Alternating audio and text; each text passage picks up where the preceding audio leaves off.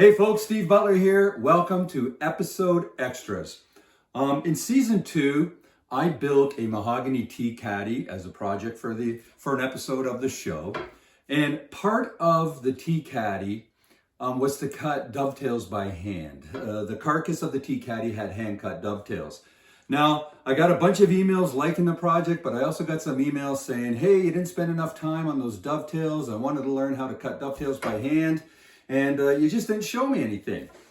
Well, the reason for that is, first of all, there's a lot of footage, and the object of that episode wasn't about hand-cut dovetails. It was about the tea caddy, and the dovetails were just an element of the project. So I didn't want to reinvent the wheel. There's all kinds of articles over the years, all kinds of articles written on hand-cut dovetails, the best way to do them. There's videos out there, all kinds of tutorials. And I just didn't want to get into that. That's not what that episode was about. So I'm sorry if I didn't learn anything. So this was essentially it. I had a couple of hand-cut dovetails on the ends of the box. And, there seems to be a real mystery around doing hand-cut dovetails. Everybody wants to do that. It's like a peak. As a woodworker, you're striving to cut dovetails by hand, and once you've been there and you've done it, you've made it. You're a woodworker, yay! I remember when I was learning how to play guitar, it was kind of the same thing. Once you learned Stairway to Heaven, that was it. You brought your guitar to parties, you played Stairway to Heaven, you were a guitar player. Well, I kind of equate cutting dovetails by hand to like that. For some reason, there's this mystique, this mystery about cutting dovetails. And I wonder what that, basically, let's look at the anatomy of a dovetail. Okay, I've drawn out some cardboard cutouts here. You have your tail, and we have our pin. So we just want to do these accurately enough so that the tail fits nicely into the pin. And the whole principle behind the dovetail is you're trying to pull a large object through a narrow opening, and it locks.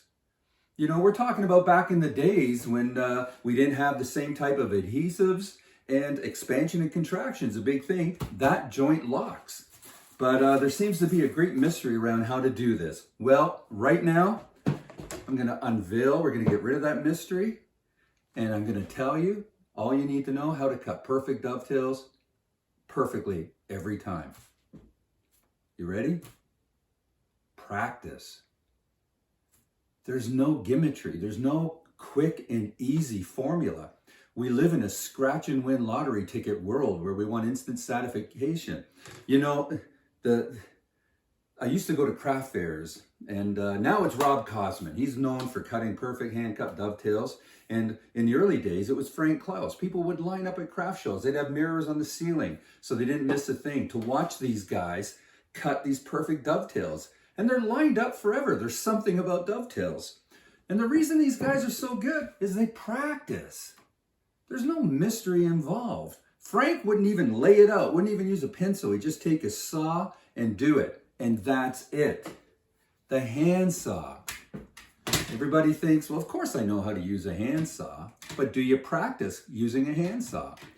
When we had the old-time apprenticeships, you would just practice cutting with a handsaw.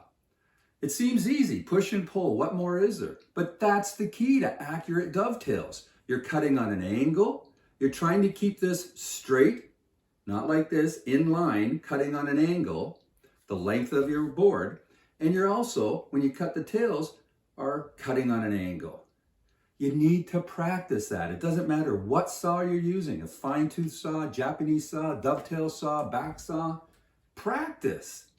That's all it is. You ask these guys, how'd they get so good at it? Practice. They've cut thousands of dovetails by hand. The only way I learned Stairway to Heaven on the guitar? Practice. I made all kinds of mistakes. Practice. Even when you get there and you cut perfect dovetails, if you don't do it every day and incorporate it into the furniture you're making, you need to reacquaint yourself every time. You need to practice.